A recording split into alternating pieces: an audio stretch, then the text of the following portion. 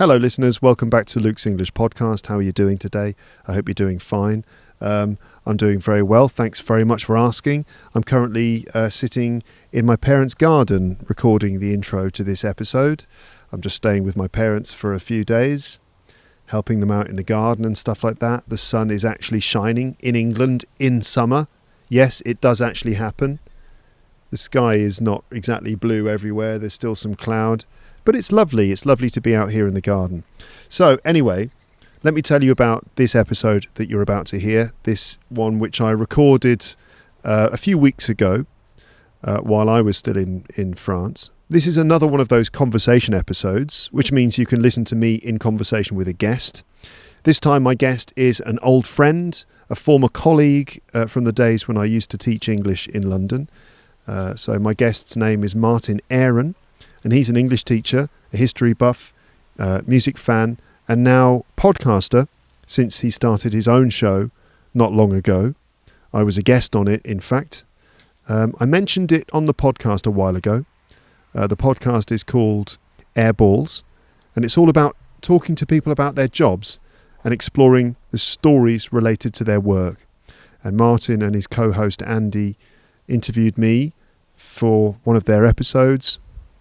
And I talked about being an English teaching podcast guy on YouTube, on the internet and stuff like that. It was really nice. Anyway, with episodes like this, I really want to invite you into a friendly conversation just to let you listen in.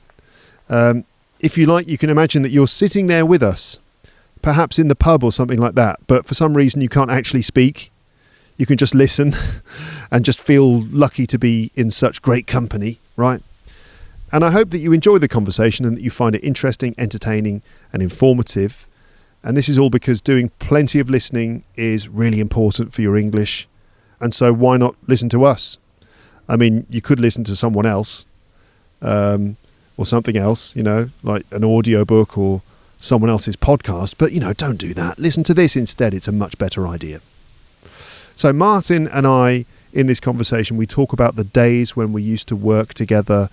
We talk about becoming an English teacher, travelling experiences and cross-cultural experiences while living abroad, and what it's like for English native speakers to learn other languages. We talk about Martin's funny stories about learning Spanish in Spain, our memories of being kids at school learning French, and the way that children in our schools used to terrorise the teachers. And then there's a really interesting bit about how Martin went to a boarding school. That's a school where you stay there long term, you sleep there and everything. I mean, not sleep in the lessons, but you actually sleep there at night and stuff, Like Hogwarts is a kind of boarding school, but in reality, most boarding schools are not quite as exciting and wonderful as Hogwarts.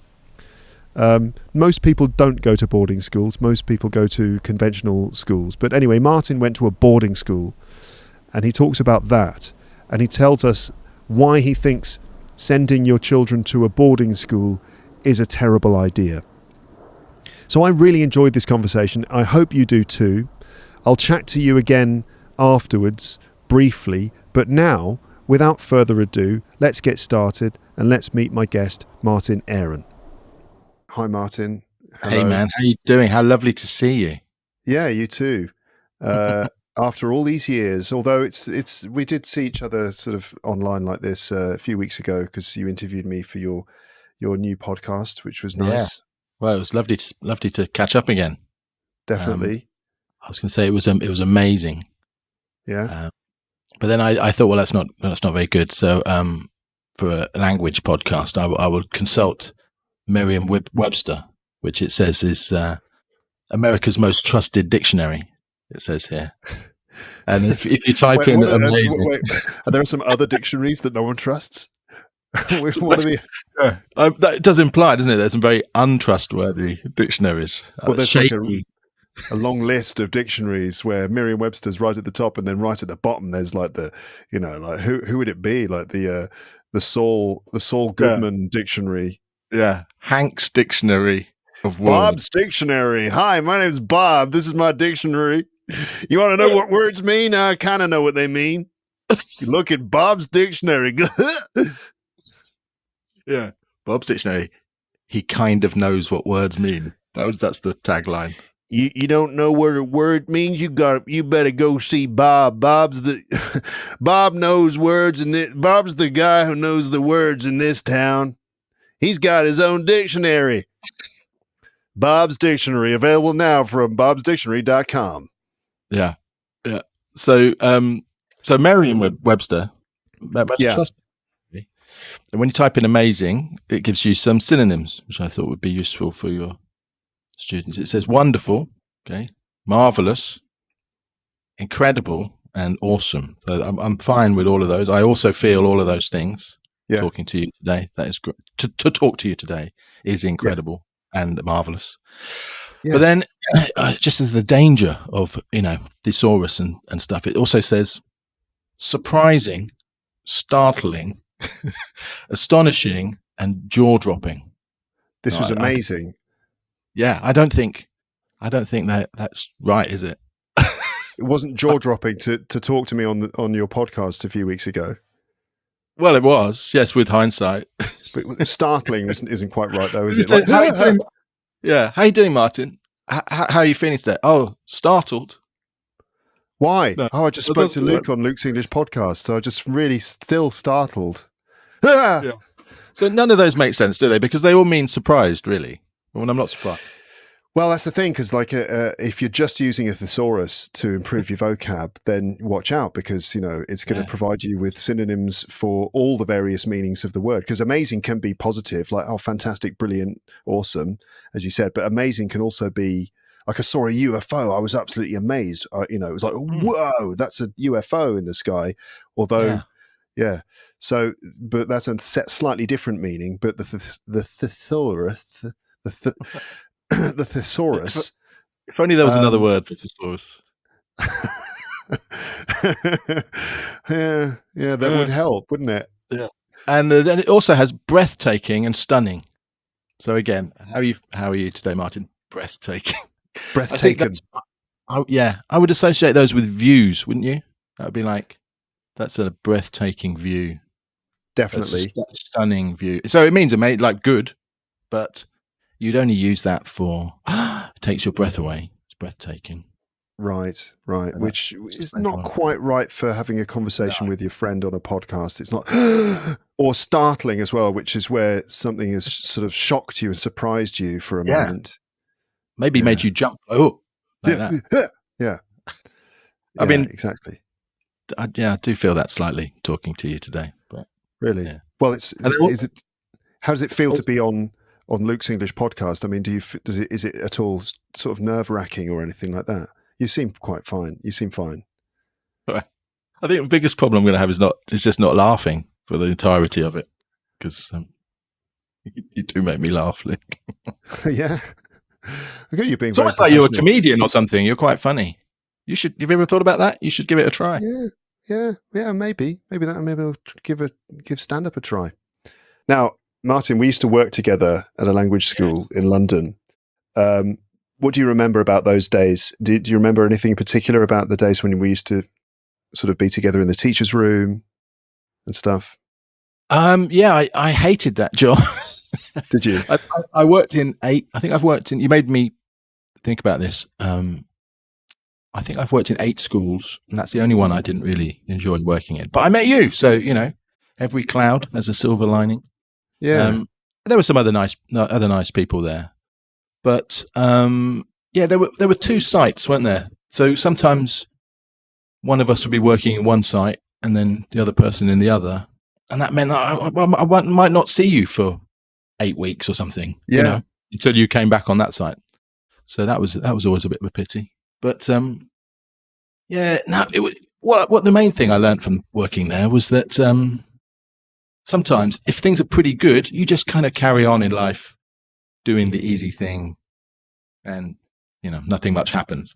But actually, sometimes if you have a bad experience, for me working there was a bad experience, it kind of pushes you to make a big change. So it was only because I disliked that place so much that I decided to leave, and then I became freelance for a little bit, And it was only because I became freelance that I was kind of available when a job came up at university. It's just like it was just a short course. So you wouldn't be able to take that job if you had a proper job because. So anyway, what I'm saying is that because of all the things that happened there, I ended up in this fantastic job. I'm so happy now. And I've been working at university for 10 years now. And it's amazing. I love it. And, none of that I might still, if I'd been at another place, I might still be being a TEFL teacher and, struggling along, having a nice life. But anyway, I'm just really glad that experience happened because, so that's my philosophical lesson, that sometimes bad things happen, but amazing things come from them, Yeah, they force you out of your routine and sort of push you into a new direction or something. Because I am lazy, so I would have just carried on, having not having an easy life and not having the courage to go and make a big change. Mm-hmm. So, how about you? What do you remember from working there? I don't know, I just remember like lots of joking around in the teacher's room, mainly kind of like, I guess sort of like burning off a bit of stress, and because it was quite the standards were pretty high at the school, and the students sort of, I think, paid quite a lot of money, or their parents did. Yeah. And so there was a lot of like this kind of burning expectation that every single second of the class had to be, high value teaching, and it was pretty hardcore. Plus, when you've got groups of multinational students, and there's just so much miscommunication that goes on between everyone, and that can give rise to some funny situations. I can't actually remember things now.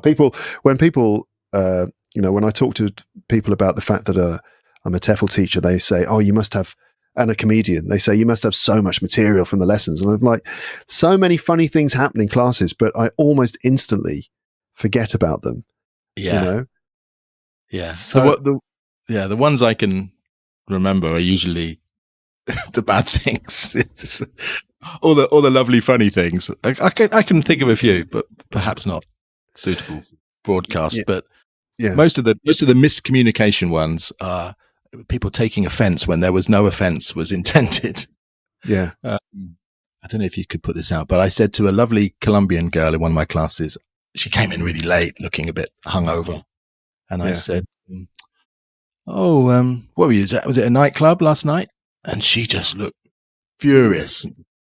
Do you know what I'm going to say? No, I don't. But that's quite a normal thing to say. If someone comes in a bit late, they might, you might say, "Oh, what was it? A nightclub or something?" Yeah, that's kind of a thing that I can imagine someone saying. Yeah. So I said this entirely innocently, and I don't think I'd been teaching that long, so, but I had a really nice relationship with this girl in this class. It was lovely, and and it was so strange. She just looked furious. She looked so angry. And she just stayed like that for the rest of the class. I kept trying to, and she just faced like thunder. And at the end of the class, I went and said, "Look, what's the matter? What happened?" And she said, "You know what you said."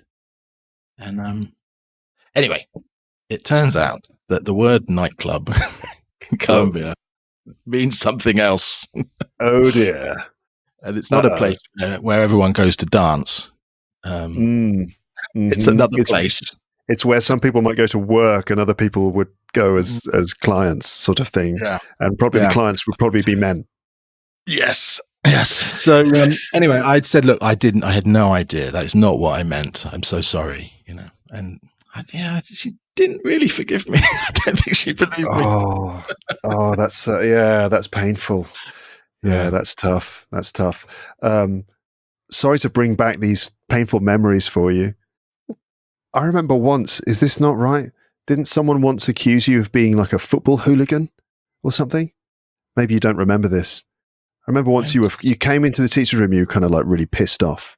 It's like one of those students just said, "You're a football hooligan." Martin is a football hooligan, and you were like really annoyed about it and pissed off about it.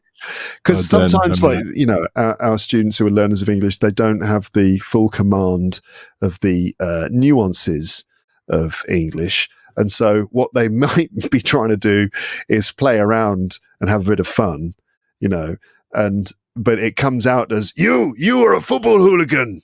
You make fight with man in street. You know, and you're like, what? No, I don't. You know, because you're probably like, you know, a little stressed out about the lesson you had to teach or something. And that sort of thing happens all the time. I don't remember that, but I'm sure that sort of thing did happen a lot. Yeah. I remember when I went traveling around Argentina, and that was my eye-opening experience of how other people see British people. So I was in Argentina for a little while. And I think every time someone said, where are you from? And I said, I'm English.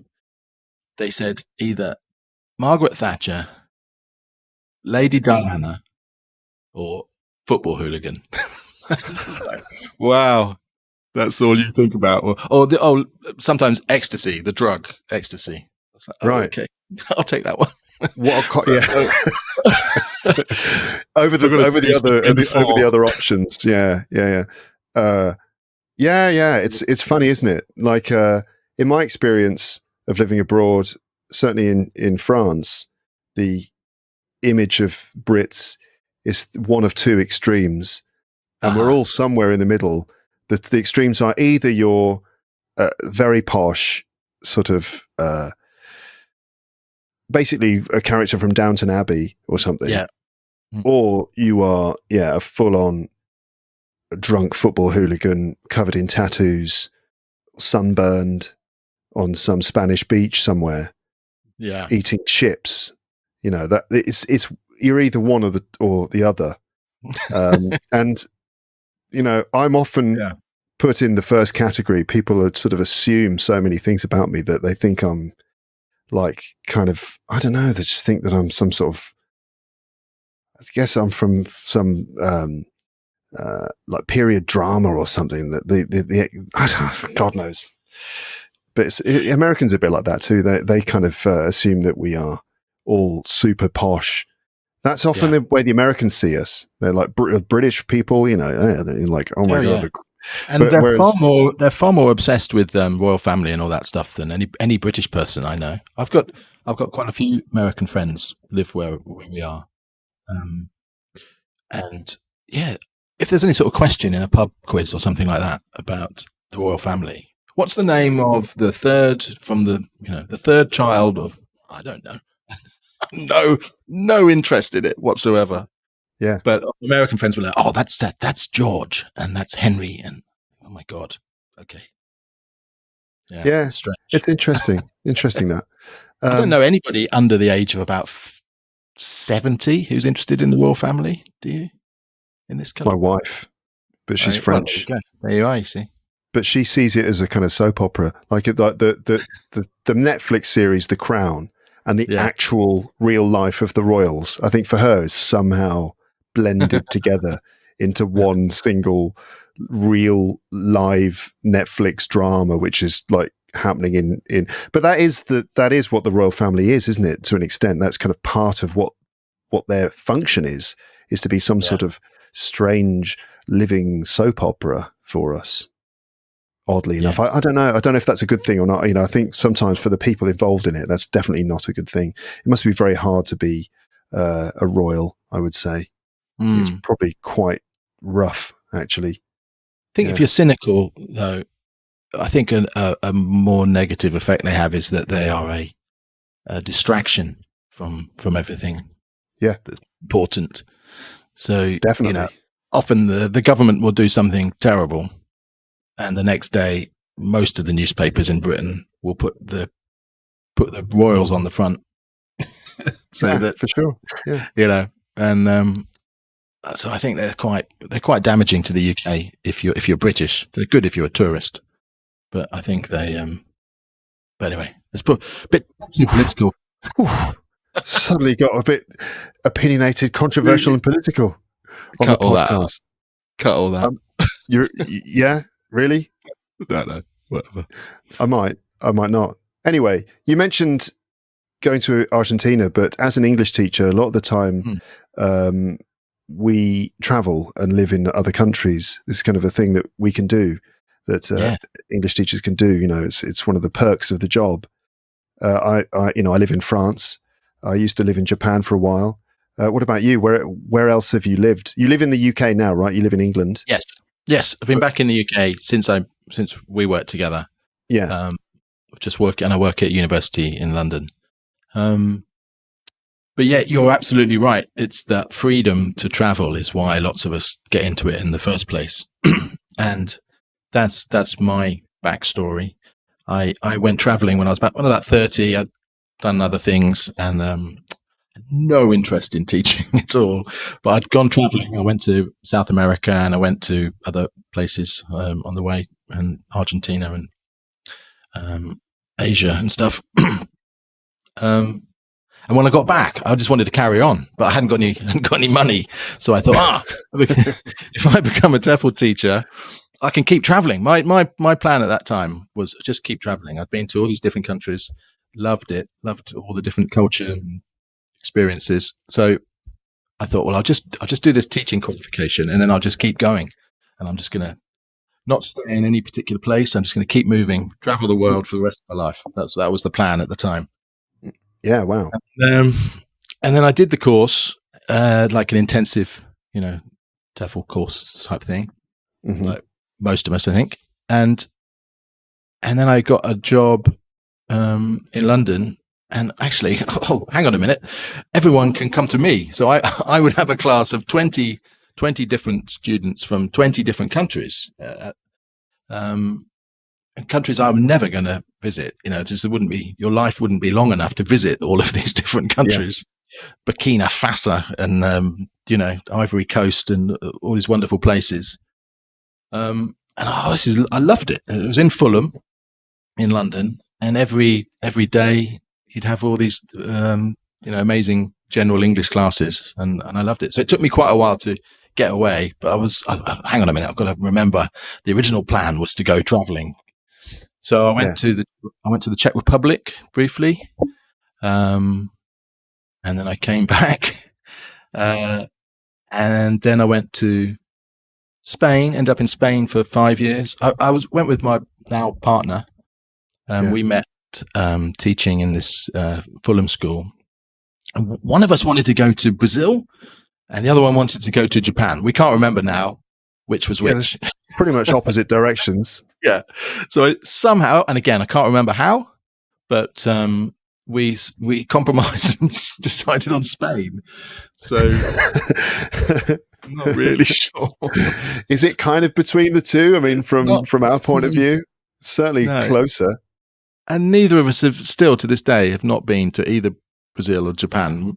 Still very much like to one day. So that's still an ambition. Have you been back to Spain? Yes, so we ended up living in Spain. And again, the plan was just to go for 1 year. Like I'd gone to the Czech Republic just for 1 year, but we ended up staying for 5. Yeah. And, you suddenly, you're going to live there for the rest of your life. So we had to really sort of make a big effort to move away, make a big change again, and move to Germany and lived in Berlin for 2 years. But by this point, my partner wanted to do secondary school teaching, so we came back to England so that she could do that qualification and start working here. So yes. So what about Spain? Whereabouts did you live? So the first year and a half, when we were totally new teachers and didn't have any experience or anything, we just ended up in wherever would take us. So you just applied for work in the UK? And no. No. So I asked a class in Fulham. Had lots of Venezuelan, Spanish, Italian students in, and I explained, look, I'm going to go to Spain. Where do you reckon? And they said, well, look, the most beautiful girls are in Sevilla. Yeah. But in Granada, in the south, the tapas are free. Free. I was like, okay, well, I'm going with my partner, so best maybe the second option. sounds good. So Mhm. we literally moved to Granada on that basis, that the tapas were free. Someone had told me. So we went to Granada, and we went at like the worst time of year. We went at just after Christmas, when all schools have filled all of their vacancies. They don't need anybody in January, you know. Mm. So we couldn't. We were newly qualified, underexperienced, arriving in January, couldn't get a job. Anyway, moved to Valencia, couldn't get a job. It's a long story. I did get a job, but anyway, another time. Yeah. And anyway, we ended up in the middle of nowhere, 3 hours from Madrid, 3 hours from anywhere, in the Yeah. mountains. It's where they filmed do you know Dr. Zhivago? Yeah, I've heard of it. I've never seen it. It's a film about the Russian Revolution. It's filmed in Siberia and everything. Anyway, this Yeah. is where they made that film, because it looks so much like Siberia. Right. Oh God. Pine forests and very cold in the winter. So it wasn't the Spain that people imagine. This was living in the mountains in pine forests. I was the only English guy in that town. There was a very small town we lived in. And actually, I didn't even have a job to begin with. Natalia, my partner, got a job there. That's why we went there. Yeah. And I just kind of did private teaching and stuff. I used to teach little kids. And eventually I got a job there. But yeah, I used to go to this local bar. And they just knew me as in fact, they could never remember my name. So they used to refer to me as either Pink Floyd or, or Beckham's cousin. That was the other thing. Beckham was playing cousin. And they'd go, "Hey, Beckham's cousin. Or, hey, Pink Floyd, come here, get a drink or whatever." Beckham's cousin, I get, because Beckham was playing in Madrid at the time, right? So it was like the other English. He was the other English person they knew, and Yeah. the only other English reference these guys had was Pink Floyd. So you became Pink Floyd just because you were English, and so were Pink Floyd. Yeah, it's not bad. I mean, are you a Pink Floyd fan? No. Oh God, not really. Not really. Well, I don't mind. I like the early stuff. Well, the psychedelic, the Syd Barrett stuff. Yeah. Mm. Yeah. Okay. And so, right. Did you learn Spanish? A little bit, yes, badly. So maybe this was, I don't know if it's something we were going to talk about, but one thing I didn't know, one of the main things you learn about living in other countries is that there are, among the many cultural differences, there are some actual differences in the way people approach learning languages, right? You must know this. You must find this. Yeah. That the way when you were living in Japan, Japanese people's approach to learning English must be different to the way French people think about learning languages, do they? Well, surprisingly enough, like the old school traditional education system is not dissimilar in the sense that there's a lot of reading and writing, a lot of translation, a lot of group study with a teacher at the front and all the kids at tables with their heads over desks. Not a lot of communication going on, not that much speaking. And the teachers often in schools are not native English speakers. And so there's like a French person teaching English to a group of French people and a Japanese person teaching English to a group of Japanese people. And so, so they lack exposure to native speakers. They don't do a lot of actual spoken communication. And there's a lot of translation and reading and writing. And when it comes to the actual social side of having to speak to another human being, then it can break down. But then the cultural stuff comes into play as well for the Japanese. Yeah. Speaking, I mean, is in those days was more difficult. Yeah. Anyway. No, I mean more their sort of how they feel about making mistakes and how they feel about you making mistakes. Yes.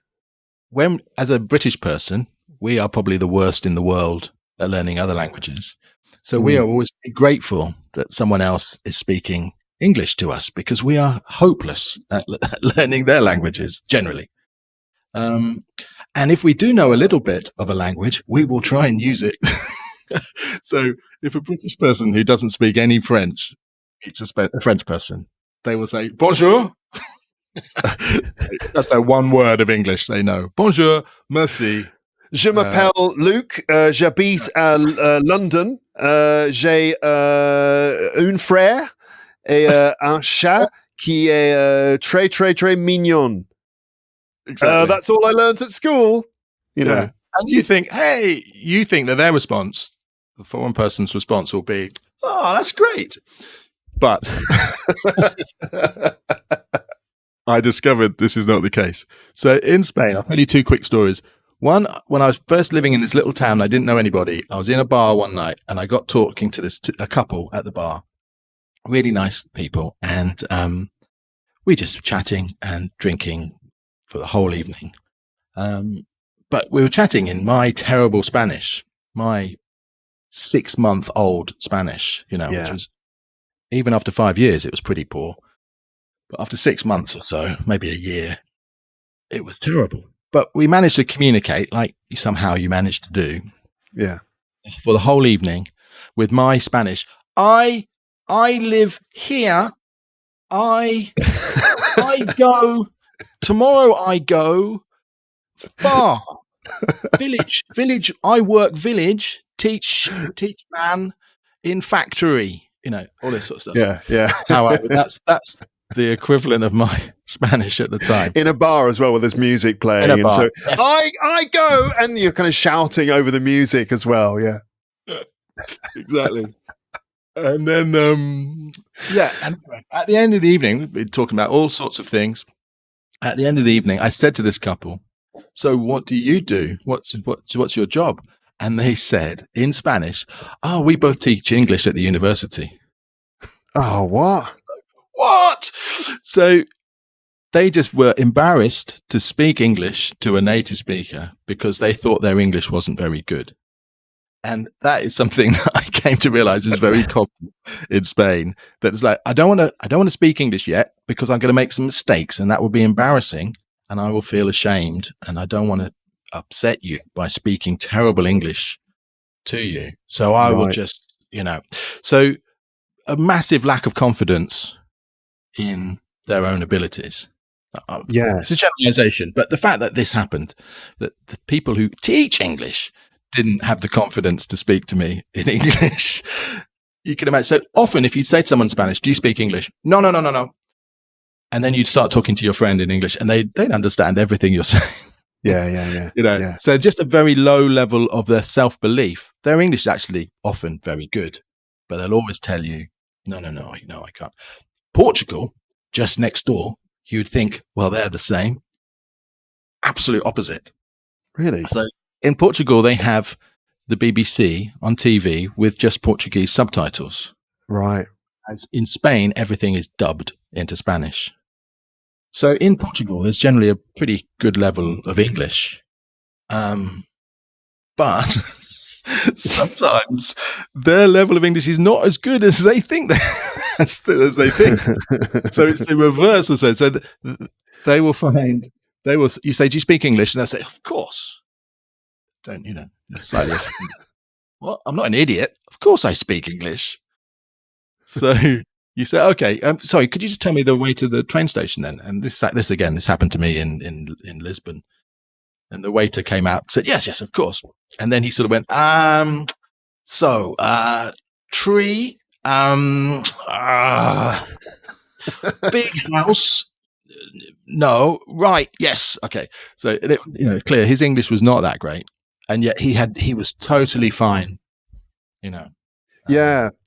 That's very interesting. But that's perfectly happy to make mistakes. No problem. And I think we as British are perfectly happy to make mistakes. It never occurred to me that all my sorry, this is a very long answer to your question of how was Spanish. But my answer, what happened was my Spanish was terrible, and for the first year, Spanish friends and my partner's family were out there and stuff. So friends and family were very, very patient with me for the first year with my terrible Spanish.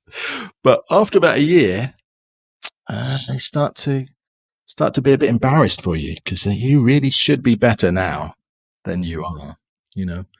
And by the fifth year, people were just appalled that my English, my Spanish was still so bad. Whereas I Yes. think if you're British, you're just like, hey, it doesn't matter. You make lots of mistakes. It doesn't matter. We thank you for speaking English. We're just very grateful. It's interesting that there must be something to do with the sort of value or status of a foreign language, and that actually English obviously is that it's kind of like something you've got to have on your CV, and if you want to compete in the job market, this is like in places like France or Spain, and so being good at English is considered to be like a fairly high status thing, and something also that everyone is told at school is really important. They tell you that all the time. They say you need to be able to speak good English for this, and reason. So it's drilled into everyone that how important it is to be good at English, and so it's kind of like a standard that everyone feels that they should be at. And so, yeah, and meanwhile, also, it may be in the culture there's this sense of correctness that those people that you spoke to, they're like, no, we're not ready to speak English yet because we wouldn't want to make any mistakes. And that's a common thing that loads of people have, isn't it? They feel like they just need to study a bit more, and then they can actually start using the language. But yeah, maybe there's some correlation between the status or high standard of a language or high value of a language in a culture. That if English has got this kind of like cachet, that people will feel a bit more nervous about speaking it with mistakes, because that will be seen as being kind of a dumb thing to do, that you should be at this level, and if you're not, then you should be ashamed. Whereas for us, unfortunately, like, second languages don't have the same kind of value. Unfortunately, it is a pity because I think it's a really good thing to learn another language, but it's the fact is that in the UK, second languages don't have the same value in the same that English in the way that English has value in other places. And so for us, it's like, well, it's kind of the stakes are not so high in terms of getting it wrong. So if you're in Spain and you're like, well, hey, I'm just going to try and speak Spanish. This is going to be cool. Because it doesn't really reflect that badly on you if you don't speak Spanish really, really well, because no one is expecting you to speak Spanish really, really, really well in terms of your parents and your teachers and stuff like that. The expectations are pretty low. So, it's kind of a stress-free situation to an extent, that might account for that. I think the Japanese also suffer from that. And I've had, when I was in Japan, I had lessons with Japanese people. Often they would be small groups of 3 or 4 people, and I'd be there and I'd just sort of be like, hi, good morning, how are you today? And sometimes some of these guys would really struggle with the kind of social aspects of just engaging in a conversation. Some of them weren't. Some of them were like, my students were like really gregarious and really good fun and like so much fun. But then occasionally you get some guys who are kind of like university students or company workers. Usually the men were more nervous and they'd be like, like really struggling and sweating onto the desk and stuff like that. And you'd say, what did you do yesterday? And you think, oh God, it's all right. Relax. Don't worry too much, just take your time, but then they take a long time. So a lot of like a lot of location. Location. But what about with you? When you spoke Japanese, how did they respond to you? If you they were just delighted. They were delighted, but they would almost see it as kind of like this. They wouldn't judge you in the same way that they would maybe judge each other in speaking English, but like a foreigner trying to speak Japanese, they love that, and they're probably very forgiving, and you just speak some really crap Japanese and they'll say, oh, your Japanese is really good, and like, oh, thanks a lot, you're going to feel really great about yourself until you realize, oh, wait a minute, they're just being nice. It's not good at all. Like the talking monkey. You did very impressive. Yeah, he's like, oh, he said a word in Japanese. What about in France? What's their response, French people, when you speak French with them? So their response is generally to switch to English almost as soon as they possibly can, because they can't bear the sound of their language being desecrated in front of them. and they just can't stand to watch me struggle. And I'm basically like the Japanese guy in that situation, trying to conjugate some verb in the past form or whatever. Yeah, so no, a lot of French people will switch to English with me more and more. But there's an important difference, isn't there? Is it because they want to help you and they want to use their English, or is it because you're causing them physical pain with what you're doing to their language? It could be one or the other. Sometimes you go into a shop and you just get the impression that they've been told, or maybe that they just feel that if they sense that the customer is a tourist, that they should switch to English, and this is good customer service, and that they finally get a chance to actually use the English that they've been told is so important. So they're delighted actually to actually give it a shot. And that's like half the reason they're working in pret-a-manger anyway, is because they want to practice their English with tourists. Like, they don't care about serving coffee to people. They just want to, they need the job, and if they can practice their English, then that's a huge advantage for them. So they'll just their motivation to speak English is pretty high. But then also there are some people who you just definitely sense they're just they don't like to hear they don't want to tolerate hearing crap French too much. But then, I don't know, maybe I'm imagining it. Like my barber, the guy who used to cut my hair, was actually really nice. And I don't know if he was putting it on or whatever, but he was always fine, with me chatting to him in admittedly terrible French. I mean, we used to talk about music. We'd talk about the Beatles and stuff together. And I mean, my God, l'album Blanc. Exactly. L'album, the White Album. Je ne sais pas si c'est la même chose en France. And then I'm like conjugating all the verbs wrong, and I'm all getting the gender of every single noun wrong. And he was fine. He was like, breathe. Fine. And I was like, I'm sorry. Every other sentence is like, I'm really sorry for my bad French. And he's like, oh, c'est pas grave. I don't know if when I leave the salon, if everyone in the room is like, when I leave, they're all like, for Christ's sake, quick, put on the radio. Let's just hear lots of French being spoken really well for a while. Just to kind of wash that, just clear the air. Yeah. I don't know. Rushing home to speak more French. Yeah, there's like, quick, you, Jean-Christophe, please just speak French for half an hour about the Beatles. Go. I'm sure your French is very good. It's not really. It's not that good, but I think maybe sometimes because of my job, because I sort of maybe I add pressure to myself in the sense that kind of like I feel like, well, I'm an expert in language teaching, so I should be an expert in language learning as well, right? Yeah. You moved to Germany. I was going to say you moved. Yeah. Oh, sprechen Sie Deutsch? I don't know what to say next.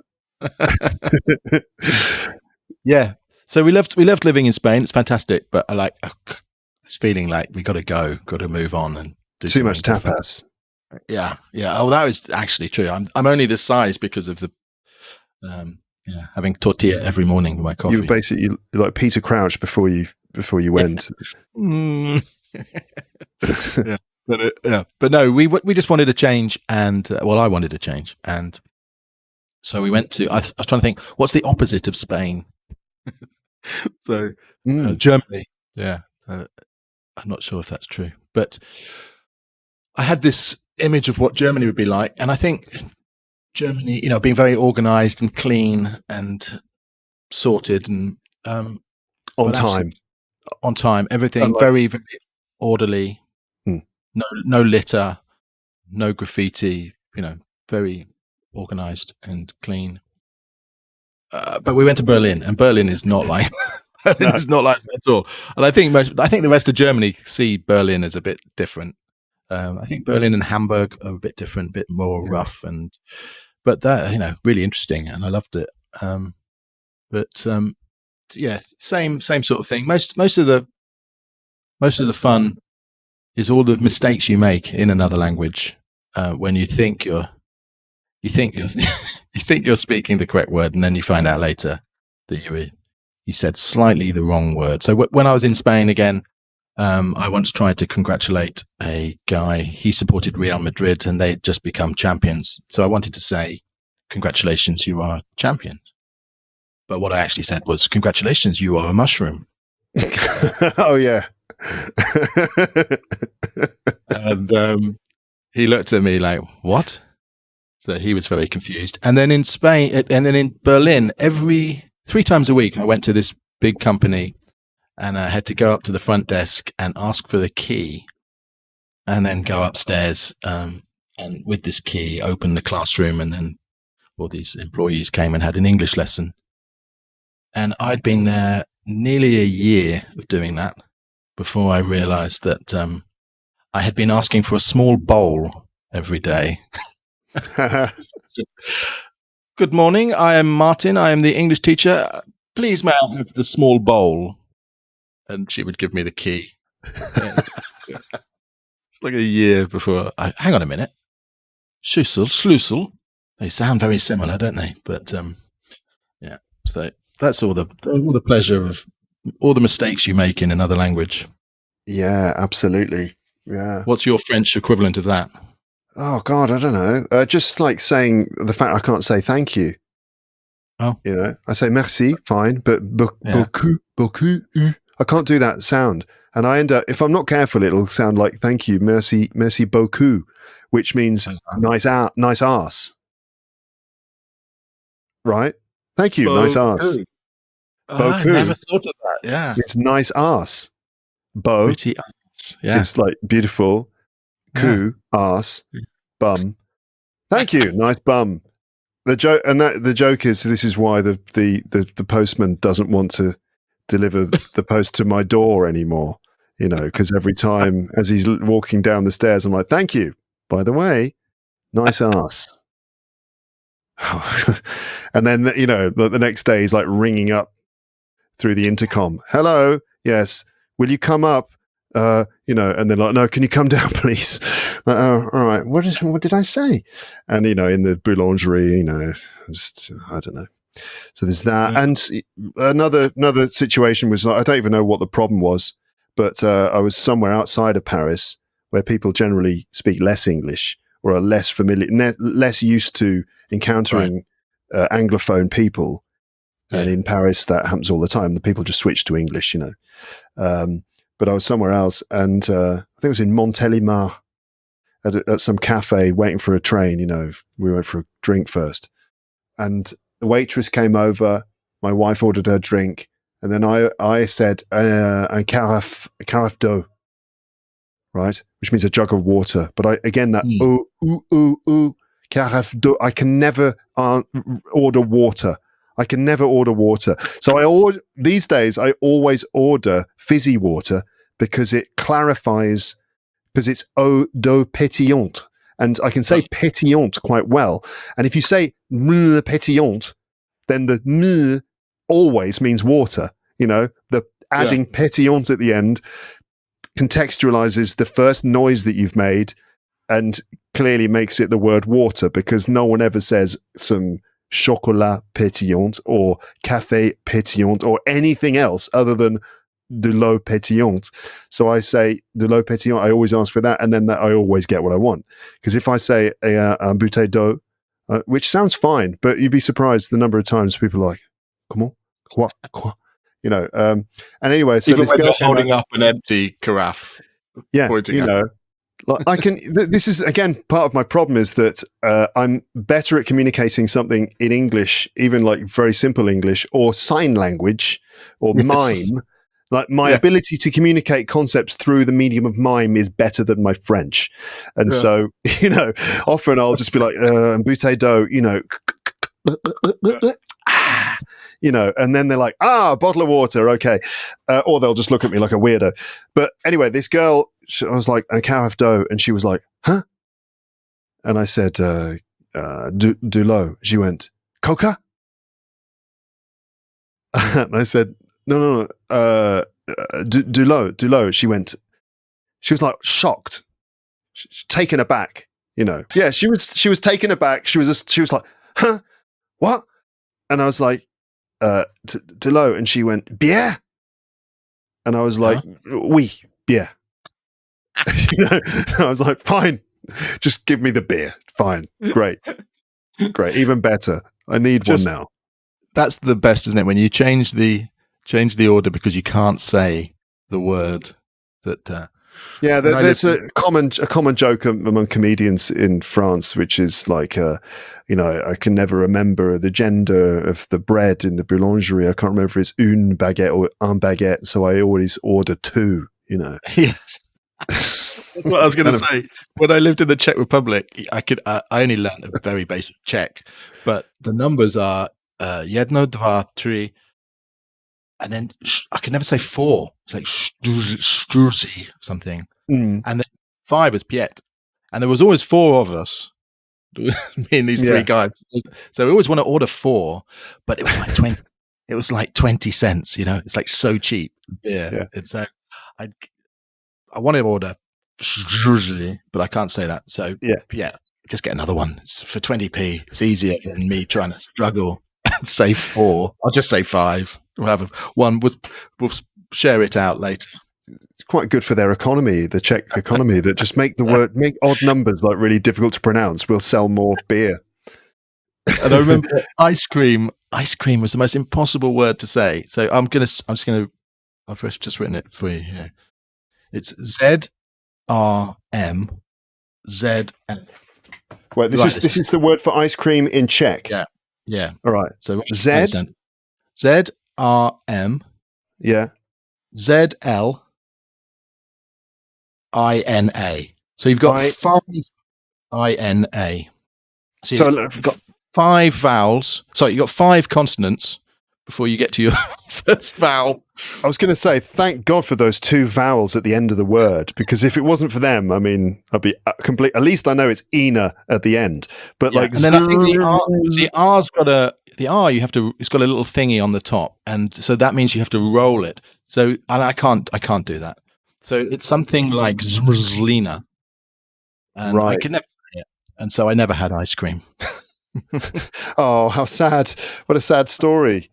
You couldn't order ice cream. You could just like stand there, kind of looking at it wistfully, just desperately attempting to pronounce however. Hold on, I'm going to try and work this out. Maybe some of your Czech listeners can. I don't know what they can. Yeah, anyone listening from the Czech Republic, please, get in touch and let us know. I'm just going to Google Translate this very quickly. I want to find Czech. Let me just check Google Translate here. All right, hold on. Let me see if I can make this work. Oh no, I won't be able to play it. I'll maybe add this in. Zmrzlina. It's impossible, isn't it? Zmrzlina. It's great. Zmrzlina. I love that. It's a challenge. You feel like you've earned your ice cream if you manage to say it and someone's understood you well enough to give you one. Yeah, but absolutely. You're so right about learning language. There's a period when you're learning a new language where you would be better off just using sign language or just shouting in English. Because I remember in South America, I seemed to go around South America fine. Well, I didn't speak any Spanish. I yes, no, hello, goodbye, please, thank you, and ashtray. That was it.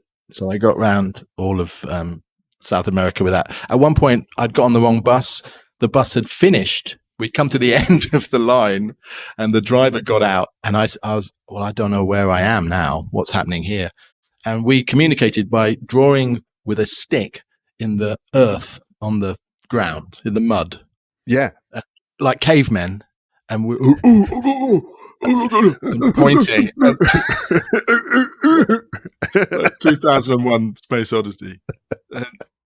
And we communicated. It was fine. Meanwhile, after living in Spain for like 2 years, if the same thing happened, I would be saying, entonces, yo no quiero, and the guy would have no idea what I'm trying to say. If you just scratched a little very basic diagram on a piece of wood. Yeah. It would have been better. Also, the other thing about traveling around like that, and surviving on three words and sign language and some grunting sounds. The thing is with that is you never have to see those people again. Whereas if you live in one place for a long time, you can't keep seeing the same people and continue communicating like that, can you? Because there's a certain amount of leeway that they'll give you. They're like, okay, he hasn't learned the language, but if you come back, after 4 years and you're still doing that, then they're just that just doesn't work. No. There's an expectation for you to develop the language to a certain degree. Yeah. This is a very special thing to be British, isn't it? I don't imagine other countries are as bad as we are.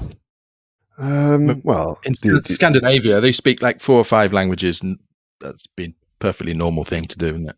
I know, it's terrible, really, isn't it? I mean, not that they speak other languages, but I mean that we don't. Yeah. And it's not better. It's not better now, because like these days in school, kids don't actually have to learn another language. It's an optional thing, isn't it now? Yeah. It was compulsory for us. Did you remember your language lessons in school? Yeah, I did. Yes, I was quite good at Latin. We did Latin at school. Really? That wasn't very useful in the end.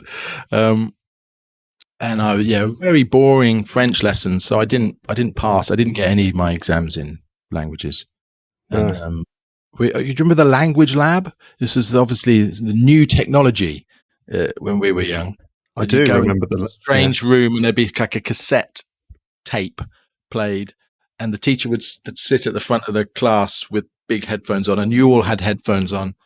And I don't think I learned anything in those type of lessons. Tell you what I learned. French came from when I was about 8 or 9 in a previous school where it was just old-fashioned, parrot fashion type learning. But I did remember it all. So all my friends from when I was sort of 8, 9, 10, 11, and then everything I did from 12 to 16. I don't think I learned anything. Yeah, the language lab definitely didn't work for me either as a learning experience. I remember it again that our classroom looked amazing because there were these sort of like individual booths around the side of the room with the teacher had this amazing desk with all these buttons and controls on it, and like a cassette player built into the desk, and all these plugs and stuff. And then around the room there were all these separate little booths with cassette players with other buttons all over them and headphones and stuff. And all I remember learning was how to overdub yourself onto a cassette, and how to kind of hack the system a little bit as well, where you could like press a few buttons and you can listen in on other people's conversations, and you can sort of like start to interfere. The teacher could listen to you, couldn't he? The teacher could listen to you, and sometimes you'd get told off because you were just sitting there not doing whatever you were supposed to be doing. Yeah. I can imagine it was, one of these things, isn't it? New technology. Oh, it's going to be great. And just one of those things where really applied properly.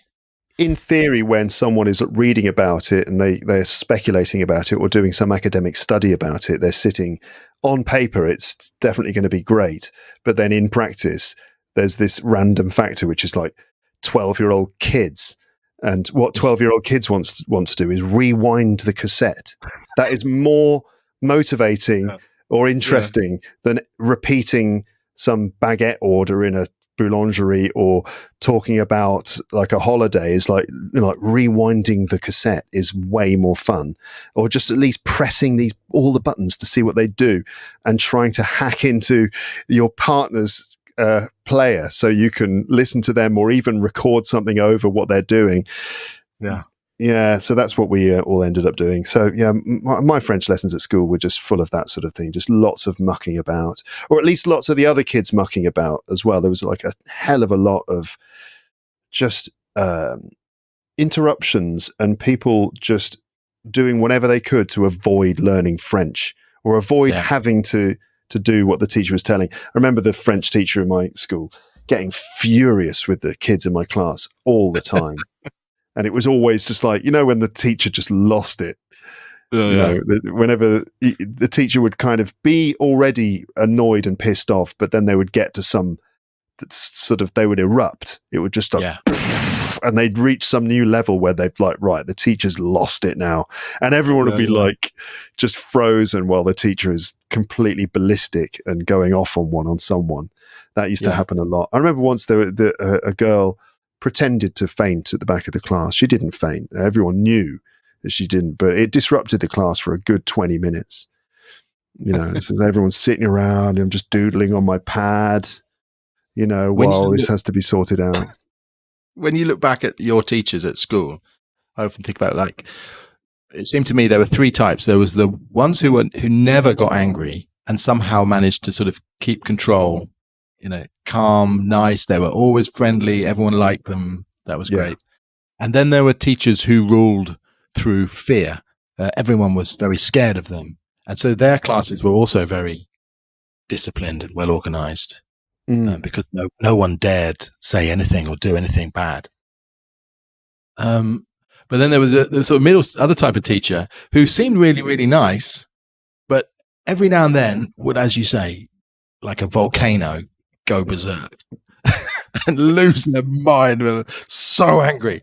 And I remember, you know, we used to have certain teachers who weren't mentally stable. They were a bit mad because they could be so nice and then they would be so angry. And it's like, what's the problem?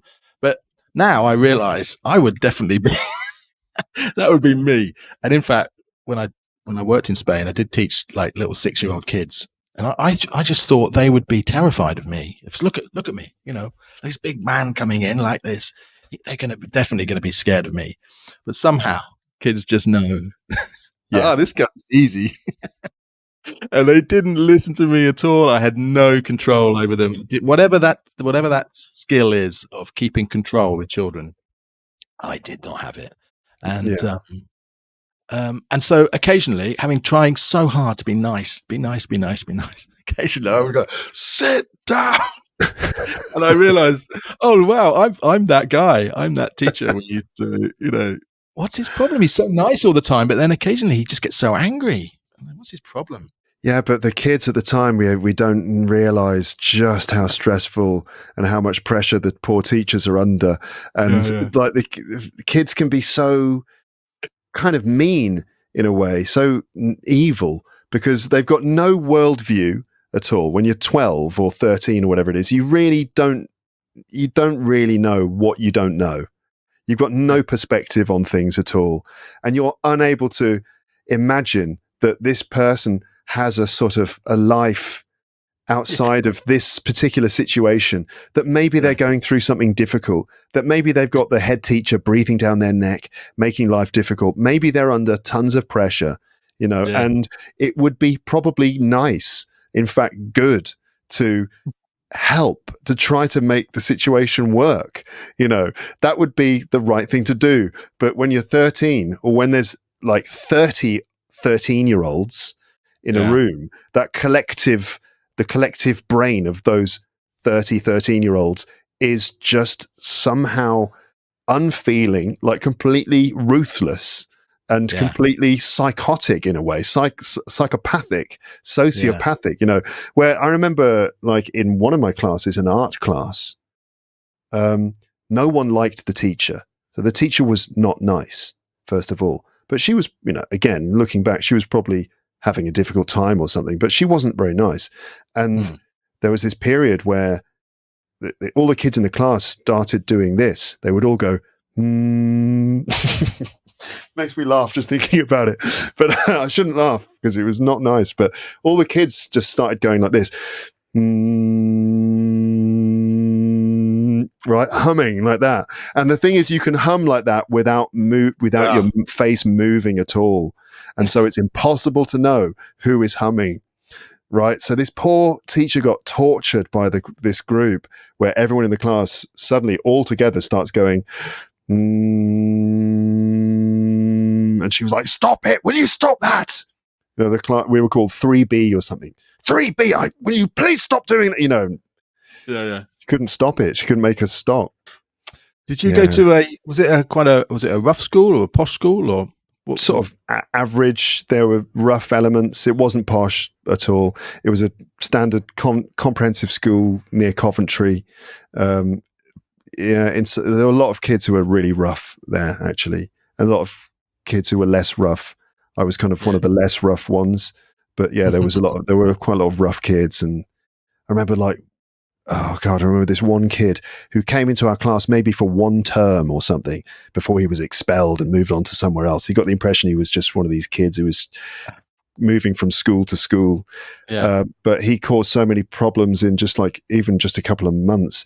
And once our teacher brought him up in front of the class, and this teacher was like a real, he really sort of was really confident and had a bit of swagger about him and thought he was brilliant. He really thought he was the bee's knees. And he used to say things like, Mr. Thompson, will you just step into my office, please? And that means come and stand here next to my desk. Step into my office, he would say. Oh. And so he was really full of himself. And so this kid and him had a real kind of like a rage of rivalry for about a month or something. And at one point he lost the teacher lost his temper with him and brought him up to stand behind him with his back to the board next to his desk. And this teacher was teaching, and he didn't see that this kid, it was like we all could see it. The kid spat in his coffee, right? First of all, he didn't go, he just kind of let a bead of spit drop from his mouth into the coffee, and then he put spit on his fingers and ran it around the rim of the coffee cup, and we're all there kind of going we're all watching, we couldn't contain ourselves. We're like, oh my God, I can't believe he's doing that. And he had this cheeky grin on his face as he smeared his spit around the teacher's mug, and I just thought, oh my God. He got expelled. He got expelled. Did the teacher find out about that? No. I mean, who's going to tell him as well? Not which kid? But sir, Stephen spat in your coffee, sir, because Stephen is going to headbutt you when he sees you. Next. We had a class 2 or 3 years above me at school, and on the last day of their in those days you could leave school at 16, and so for many of them this was their last day of school ever. And the French teacher, going back to French classes, same guy I had in the language labs, they put a little wire across the bottom of the door.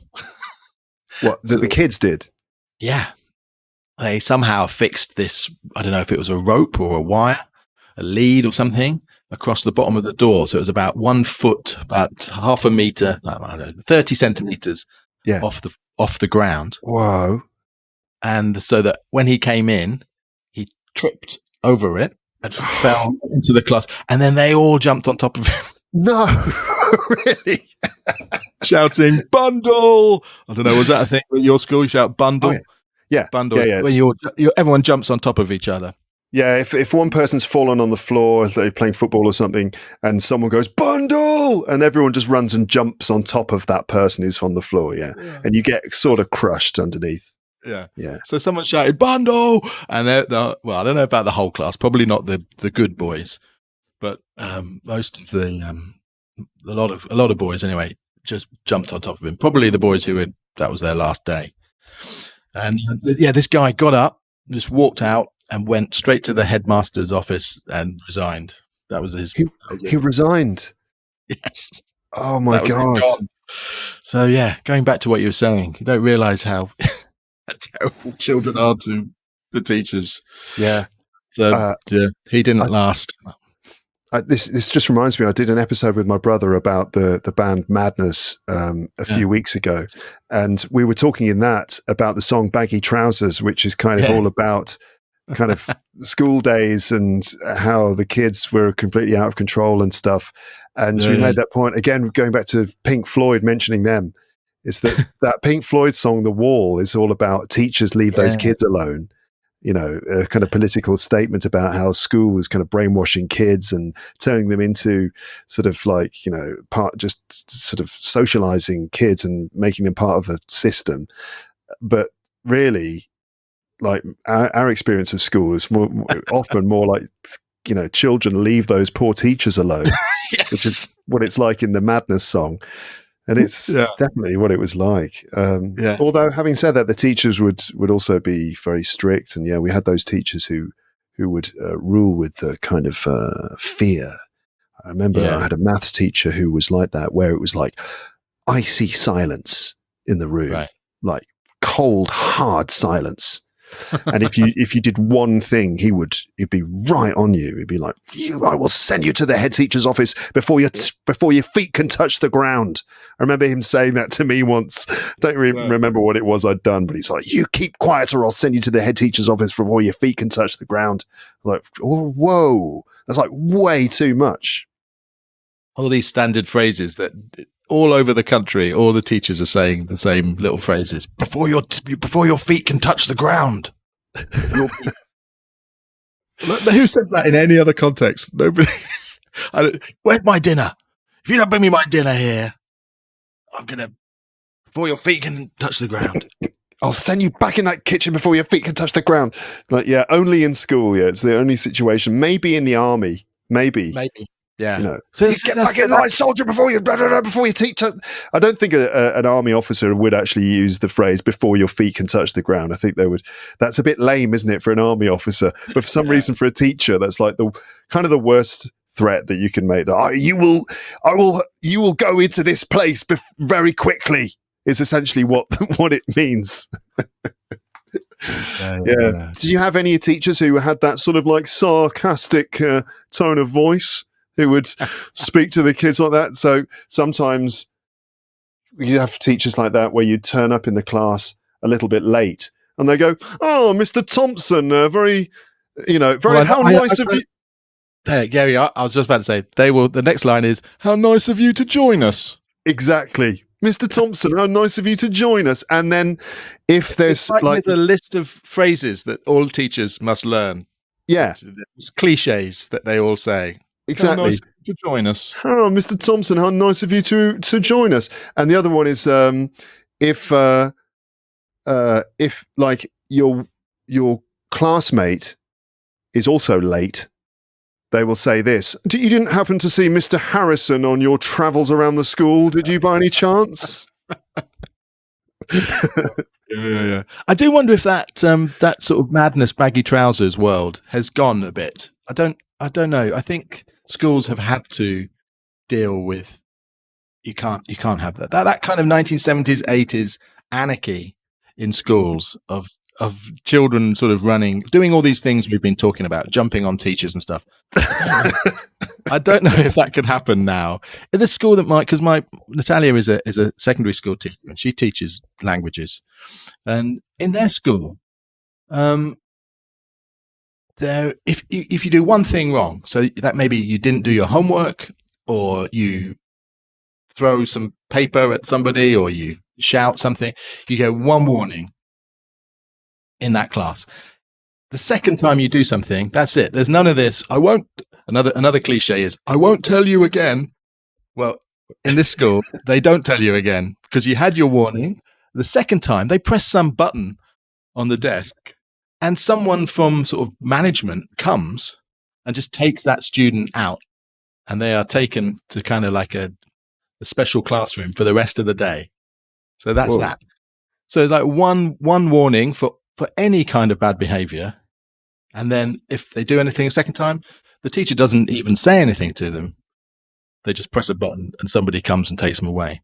And in my nephew's school, which I think is even rougher, they have to have complete silence at all times between classes.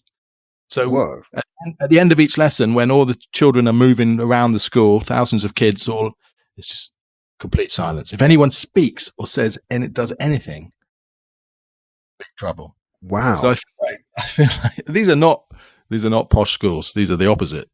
So I feel like the good old days of jumping on your teacher. They're long gone, aren't they?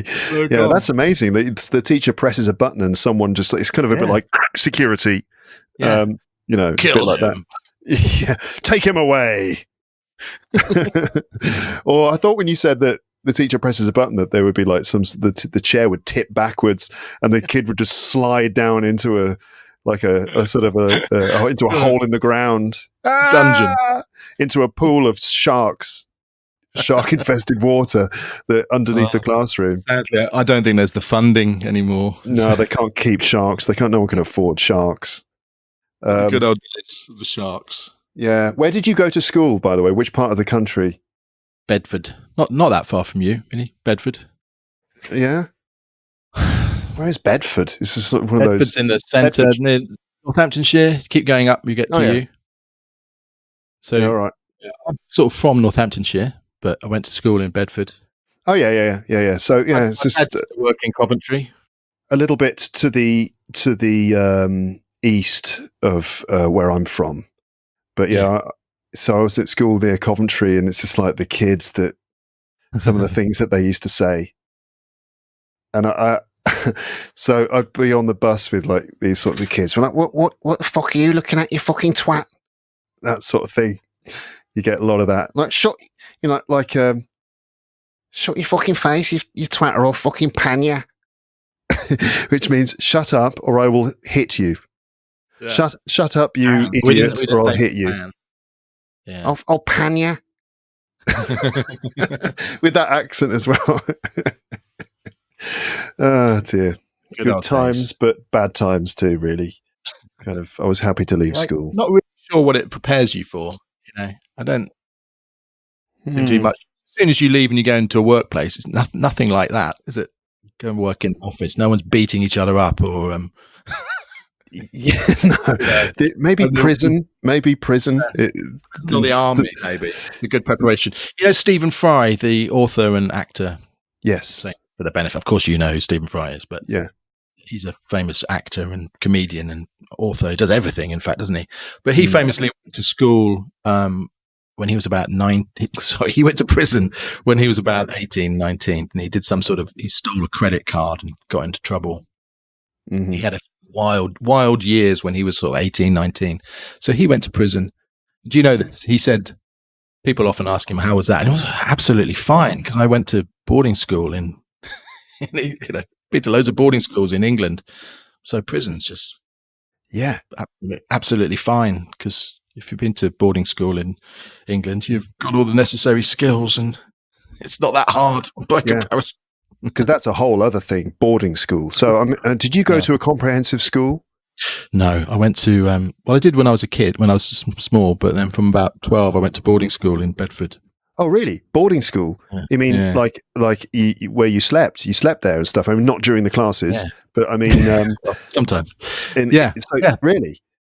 So boarding school from 12 to 18, and there were some kids there who were much younger. Some kids were 8, so they got sent away from home, and it was tough. I need to just clarify this just for the listeners, just in case they're not picking up on it. So let's say if I just kind of quickly, and we're going to have to finish soon because, I've got to go and pick up my son and stuff like that. And I wonder how many listeners are. Yeah, true. We do have to watch football. Exactly. England versus Denmark. It gives you an idea, listeners, of when we're actually recording this.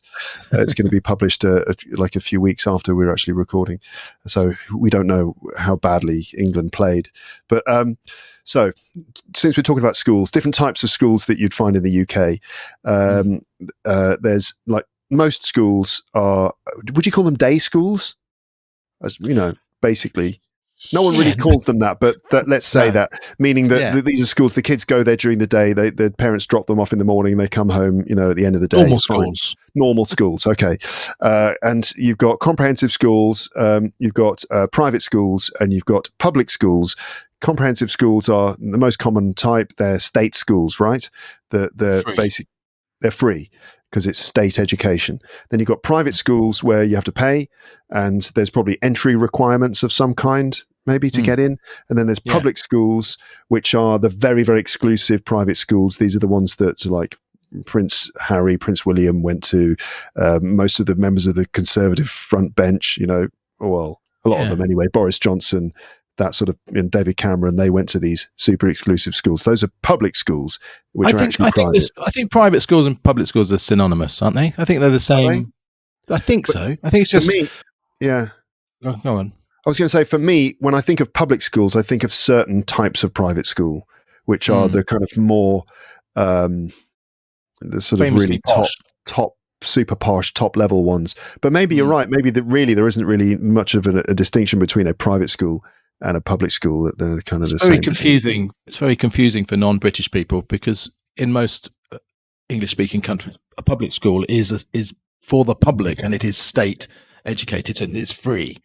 But for reasons that we don't need to go into, in the UK, it's the opposite of that. The public school is actually the one you have to pay for. Yeah. Okay, and then there's boarding schools, which are ones where the kids kind of live there. There are dormitories where they sleep at night and the rest of it. Okay, so how was your experience at boarding school? I mean, was it? Are you happy to talk about it, for example? Because for some kids, it's quite a difficult thing, you know.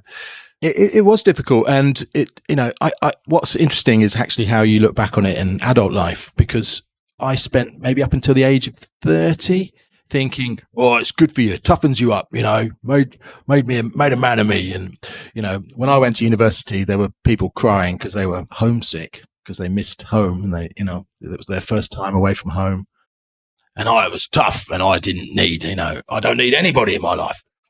But now I think very differently about boarding. I think it's a terrible thing to do to your children, to send them away.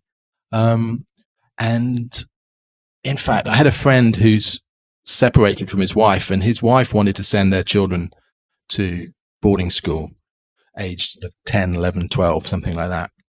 And I started ranting to him about why boarding schools were terribly damaging, awful places, and nobody should be sending their children away at that age.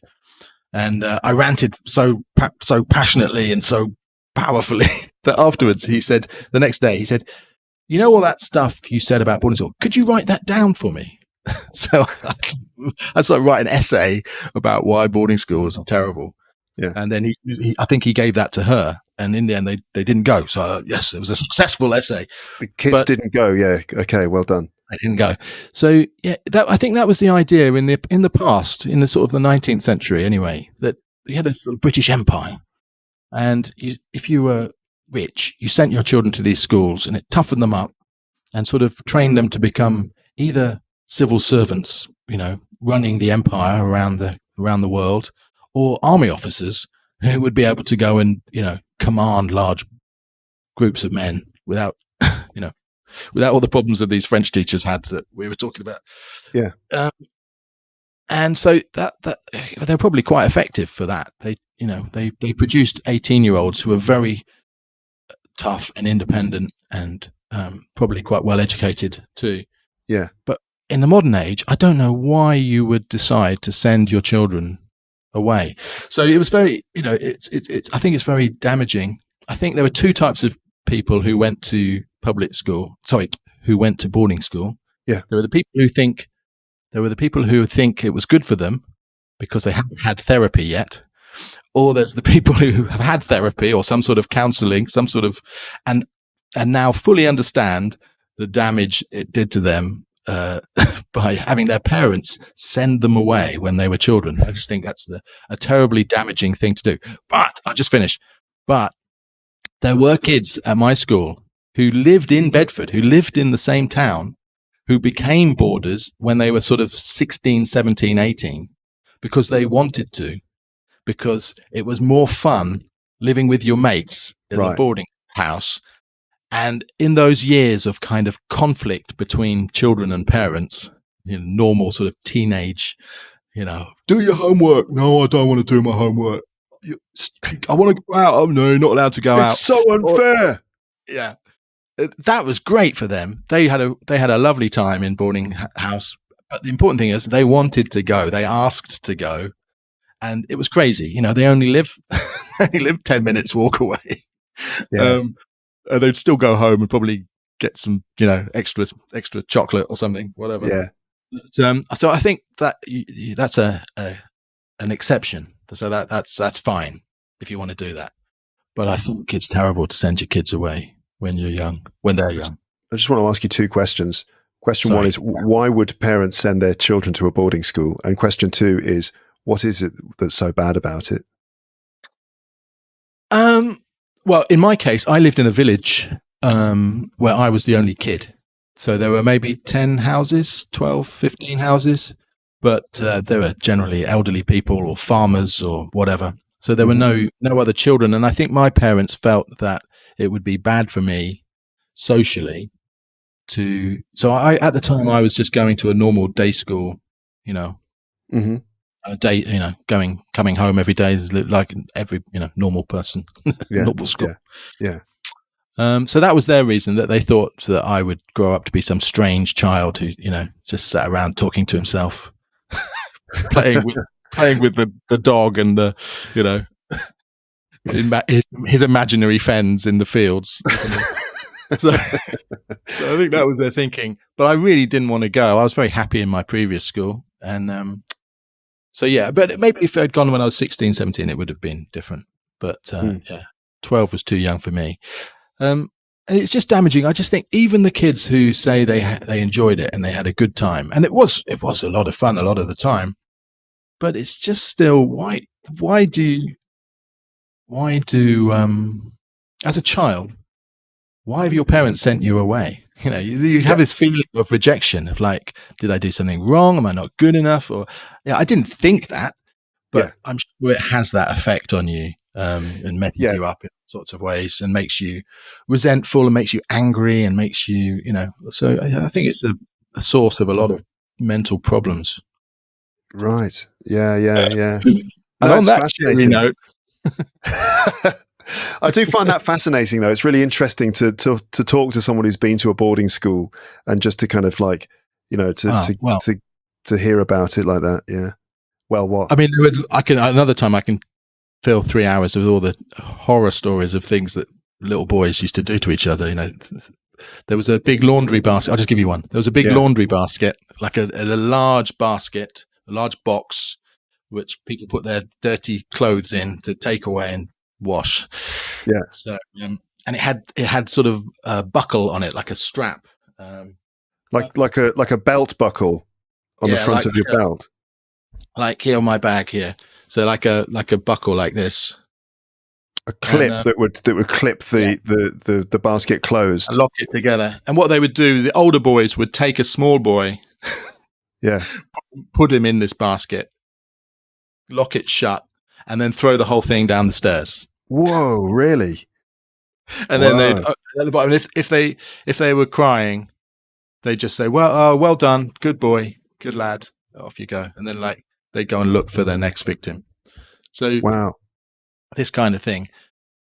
Actually, while I was there was a big change, and this kind of Victorian 19th century system of brutal, brutal prison-like existence all got changed, and they closed all of the boarding houses, these old-fashioned Victorian buildings, and built a new boarding house. And in the old boarding house, you'd have many boys all in one room, and in the new one, it was mostly you just share with one other person. So not so different to being at university, really. And so it was a new boarding house, small rooms, nice new teachers who were all lovely, nice, like as a music teacher, and they were all really nice people. Yeah. And the whole system changed. The whole culture changed. And all the old traditions of bullying, of like, oh well, it's your first day, so we have to put you in this basket and throw you down the stairs. All of that ended, and so it was like a fresh start. And there was no bullying, no violence, and it was very nice. So I was lucky to live into that period. Yeah. Okay. Good for you. But still, that's not the point. Still, it's your parents sending you away when you don't want to go. That's the bad bit. Yeah, that must be horrible. The first day, first week, I can imagine. Yeah, it must be really tough. Well, anyway, very interesting to find out about it. Thanks for telling us about that. We covered quite a lot of stuff in this conversation, didn't we? Oh, we have, haven't we? Yeah. Yeah. It's going to be a hell to edit. Yeah. Well, I'm going to have to take some time to edit this. Not too much, I think. I think mostly it's fine. I can leave it as it is. But anyway, thanks a lot for being on the podcast, Martin. Hey, I didn't get to. Thanks ever so much for having me. It's been amazing, lovely. Yeah, definitely. I didn't actually get to ask you some things about your podcast as well, which you were kind enough to invite me onto. Just can you give me a very brief summary of the concept of the podcast? Yes. Well, talking about schools, I do it with a friend from school, my friend Andy.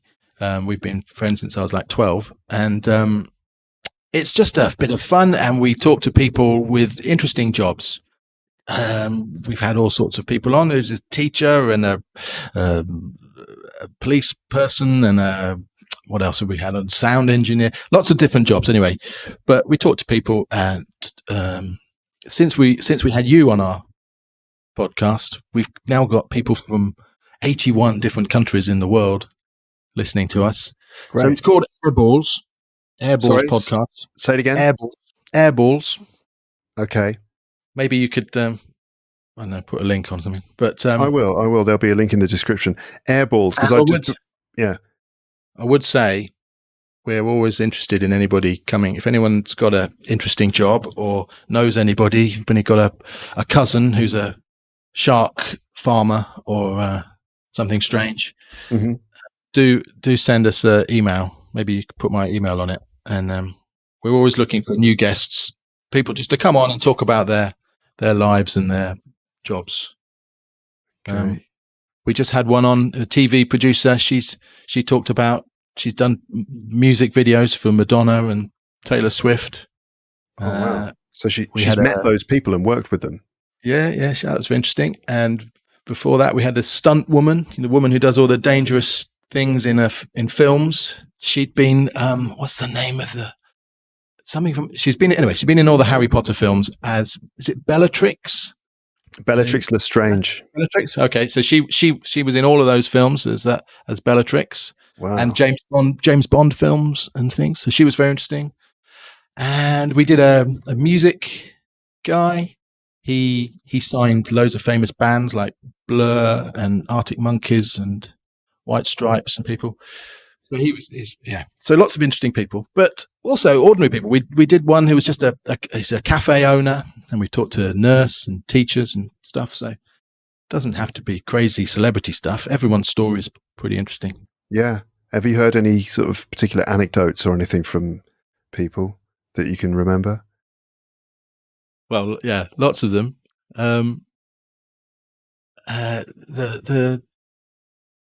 My favorite one was one of my favorite episodes was with my nephew, who is a Oscar-winning visual effects guy.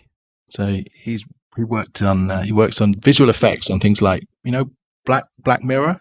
Oh yeah, and he's got the Oscar for, I think, the new version of the Jungle Book. Mm-hmm.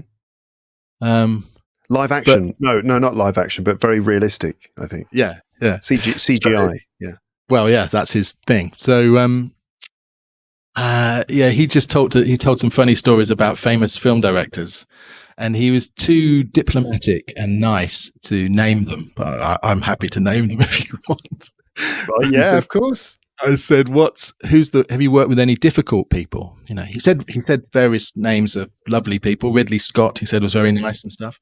But he said, there was this one director, and they come in to watch the viewing, to watch an early version of the film in a little small cinema, and sort of while they're editing the film. And he said that this guy had a bodyguard with him, this big, gorilla man.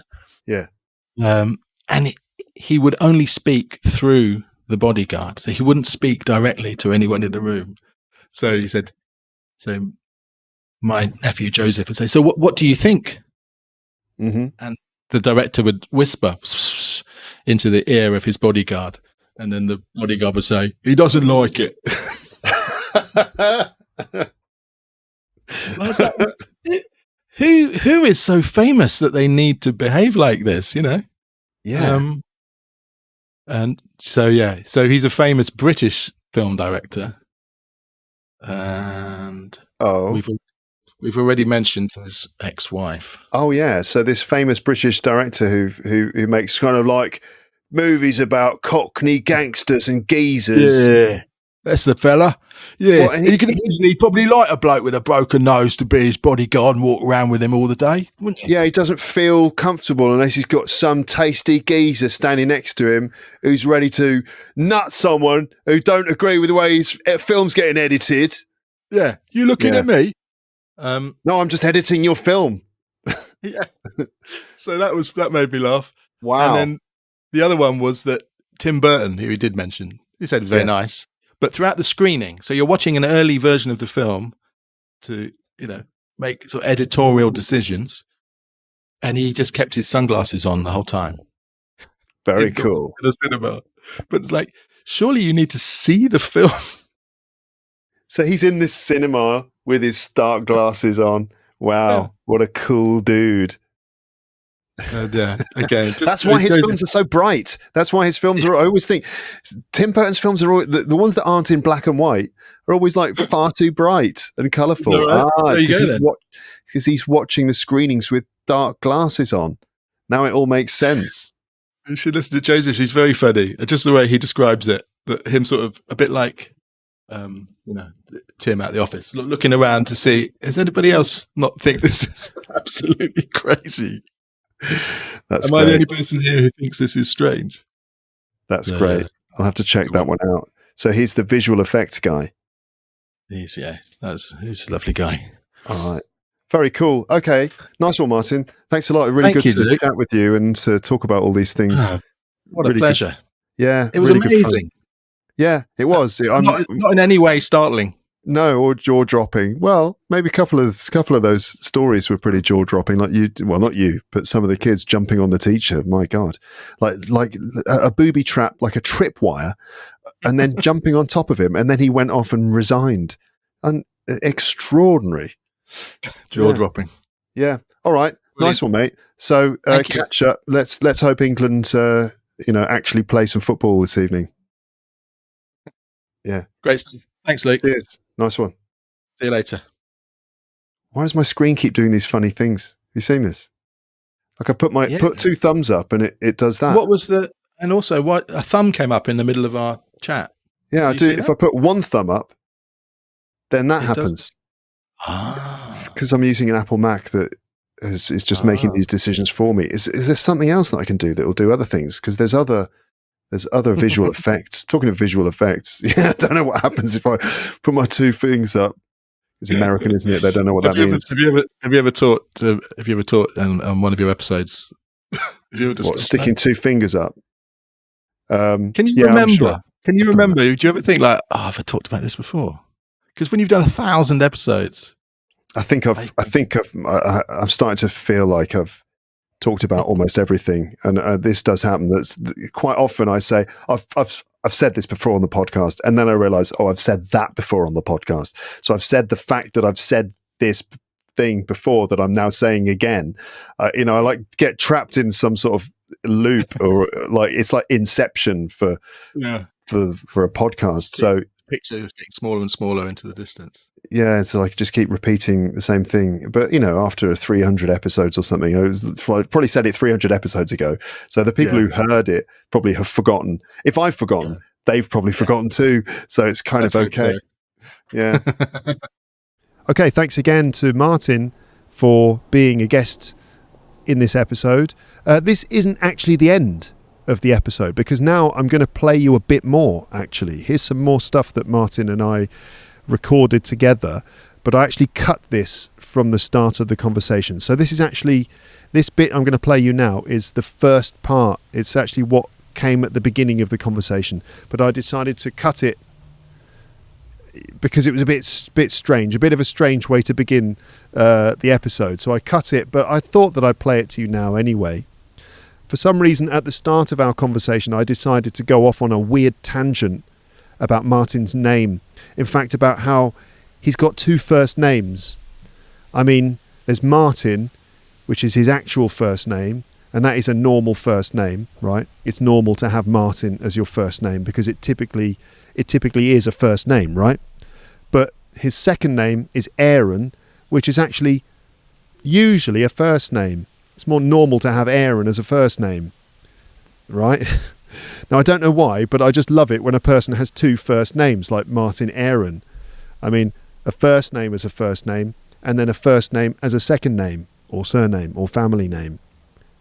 Do you know what the hell I'm talking about? Maybe I'm not making any sense, but I hope you understand. So as you will see, what I wanted to do was get a list of other celebrities who have a similar pattern with their names, right? A first name and then another first name as a surname. I wanted to get a list of other celebrities in order to share that with Martin, just because for some reason, I just enjoy this phenomenon. I wanted to share that with Martin with a list. So I tried to ask AI to help me, but neither ChatGPT nor Microsoft Copilot, neither of them could understand what I was talking about. And it became, for me, sort of a funny moment, which I removed from the start of the conversation because I thought it would just be too weird to have this at the beginning. But I didn't want to just delete it completely from the episode. And that's why I'm now going to play it to you here. Okay? Bloody hell, it seems a bit complicated. In any case, here we go. So, Martin, your full name is Martin Aaron, which... It's interesting to me because you're one of those people who's got two first names. Yeah, it's annoying. Yeah, go on. Do you know what I mean? Two first names, because Martin is a first name, Aaron is a first name as well. I mean, first of all, does that cause you any problems? Do people call you Aaron? All the time. Really? Because Martin is quite a common surname, but Aaron, as I pronounce it, Aaron is it's quite unusual to have a surname beginning with double A. So people just immediately kind of override what I say. So, it's quite clear. Well, I think if you sign an email, yours sincerely, kind regards, whatever, Martin Aaron, then a large number of people will reply, "Dear Aaron." Yeah. It's like if I put a comma, Martin, comma Aaron, then maybe that would mean that Aaron was my first, but that'd be a very strange thing to do, wouldn't it? So constantly throughout my life, I have to say Martin is the first name. Aaron is yeah. So you're not going to people. It doesn't happen in conversation though, does it? Where they're like, "Hi, what's your name?" "Oh, mine is Martin Aaron." Okay, so Aaron, thanks for coming. No, I don't think that happens so much. That's good. It's mainly in the written form in emails and so on. Yes. But you're part of an illustrious list of people who have two first names. Okay. Or maybe even to an extent, you've got like a surname for a first name and a first name for a surname. But there are other people who have two first names, and I don't know why, but I'm just sort of slightly obsessed with this. That I like to sometimes when I'm bored or something, I'll just try and think of people who've got two first names. So is this true? Yeah, a little bit, yeah. Or it's the sort of thing I talk to my brother about, where we'll be talking about someone and we'll say, "Oh, he's one of those people who's got two first names," and then we'll try and list all the people we can think of who've got two first names. For example, Jamie Oliver, Rick James, George Michael, Paul Simon, Daniel Craig, Craig Charles, Craig David, David James, Bruce Lee, Chris Martin, and the list goes on. I actually never thought of Bruce Lee before. That's a good one. Yeah. Yeah. I asked Microsoft Copilot actually for examples. I don't know if you've ever used Microsoft Copilot. No. Tell me about it. So it's like the Microsoft AI assistant. Okay. So everyone's talking about ChatGPT, but there are other ones. Microsoft Copilot is quite a useful one because it gives you, it works in the same way. I think it uses the same engine. It uses ChatGPT 3 or 4 or something, but it also gives you links to its references, where it's actually got the information, which is quite nice. Anyway, I asked Microsoft Copilot for more examples of people who have two first names, but it was quite frustrating to get it to understand what the hell I was talking about, right? So let me just share with you the conversation I had with Microsoft Copilot. Okay, please. So I started by going, "Can you give me a list of celebrities who have first names as last names? For example, Jamie Oliver, Rick James, Cliff Richard." And it said, "Certainly, here are some celebrities with last names that can also be used as first names." Right? Right. Is that the same thing or not? No. And No. it went like this, and it said Beckham, a surname associated with soccer star David Beckham. Marilyn Monroe. Monroe, linked to iconic actress Marilyn Monroe. Elvis Presley. Presley, associated with the legendary Elvis Presley. And it went on. Right. And I was like, nah, it doesn't really understand what I've asked it to do.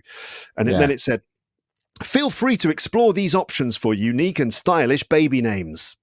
I'm like, no. And I just wrote back like, no, I mean celebrities whose last names are actually first names, like Oliver, Richard, James, etc.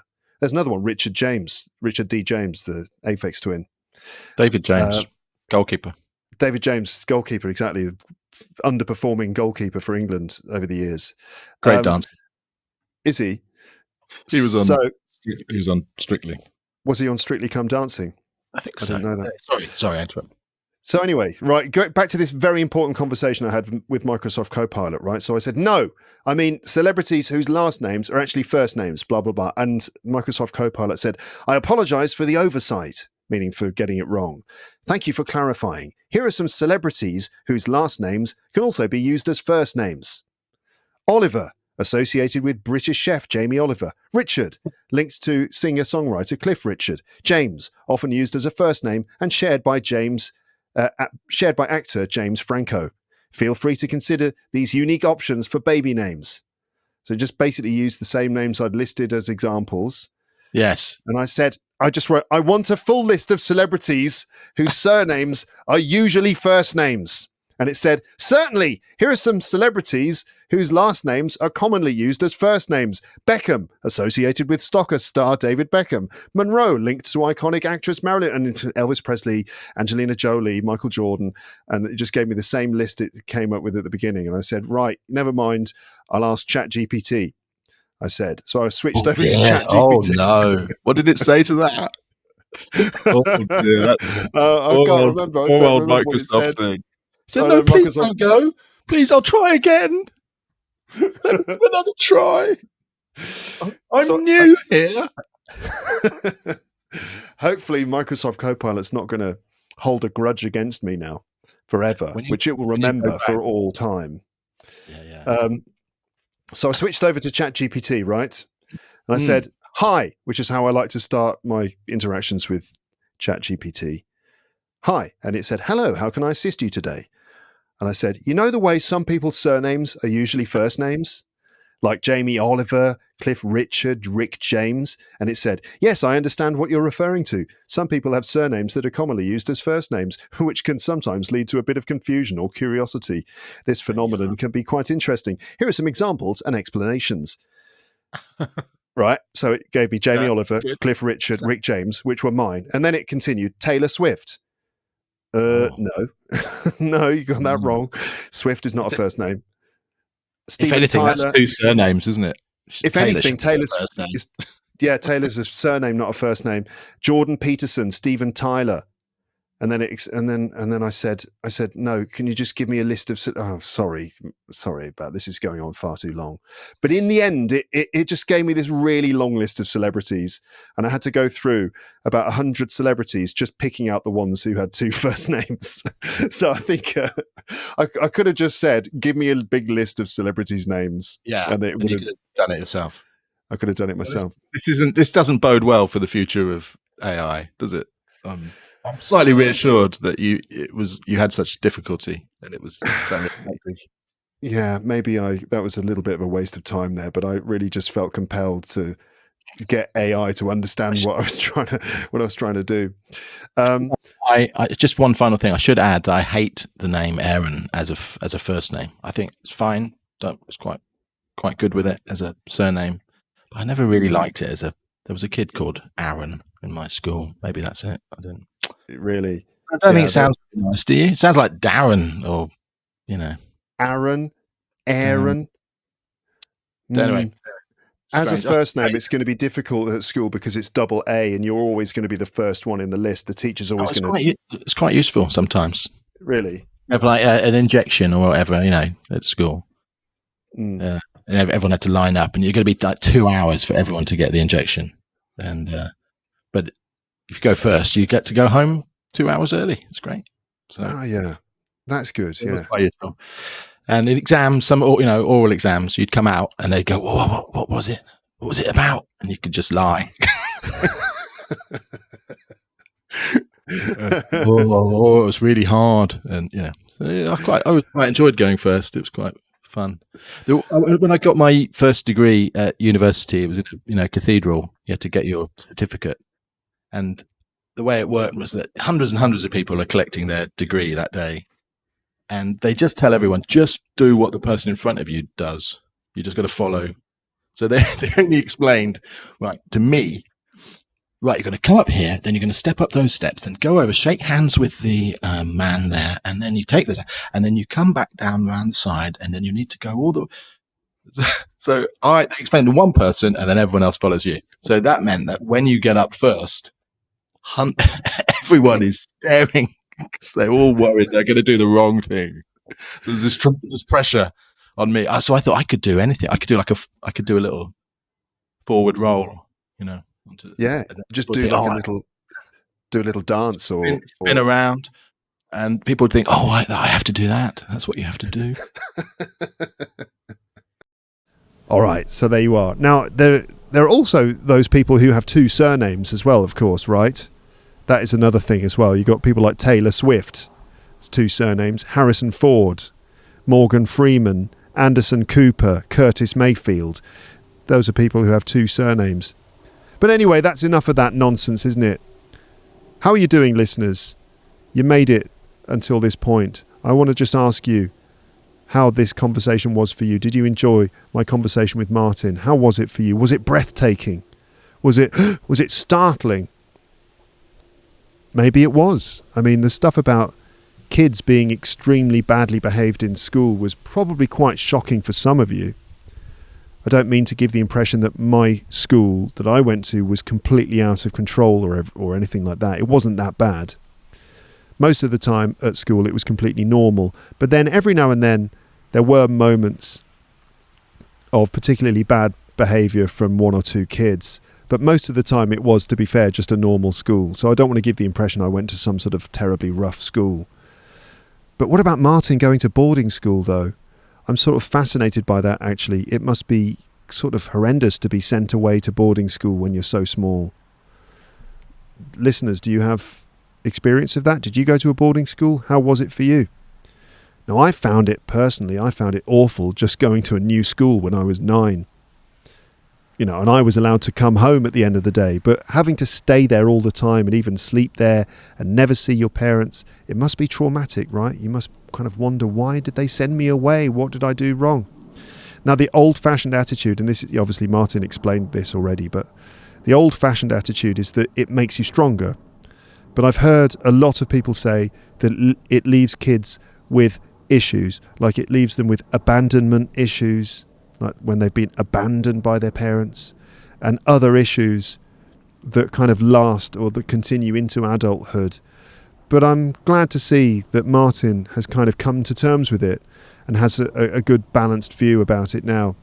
So anyway, Martin's podcast is called Airballs, Aarballs. You'll find a link in the description. Conversations with interesting people about their jobs. What a good idea for a podcast, because everyone has an interesting story to tell, don't they? Everyone, most people spend so much time at work, getting deeply involved in the work they do. It's interesting to find out about how people end up doing the work that they do and what is involved in it. It's a really good idea for a podcast. Everyone has an interesting story to tell. It's all about on Martin's podcast, it's all about giving people the opportunity to tell their stories. People's jobs are fascinating, I think. It's one of the things I've always enjoyed about teaching people English one-to-one. Often you get to find out all about the work they do, whether they are physicists who work for companies that make computer hard drives, and they try to explain to you how hard drives work. I remember sitting with a group of Japanese technicians who tried to explain to me how exactly it is that computer hard drives really work, and they got into incredible levels of detail about it. It was fascinating. Or if my student works in a Swiss investment bank, they would have to explain how the bank sells debt packages to each other and somehow make loads of money as a result. People's jobs are fascinating. Now, on the podcast, Martin has spoken to an interesting variety of people working in various jobs. It's available wherever you get your podcast, and you'll find a link in the description. You can click the link and then find the podcast in various different podcast players. Okay, but that's the end of this episode now. All right, everyone, I hope you're having a lovely time wherever you are in the world, whatever time of day it is. But that's the end of this episode. Thank you so much for sticking with me until this point. I hope that you are not a skeleton. Don't be a ninja. Leave a comment in the comment section. And I'll speak to you next time. But for now, it's time to say goodbye. Bye. Bye. Bye. Bye. Bye.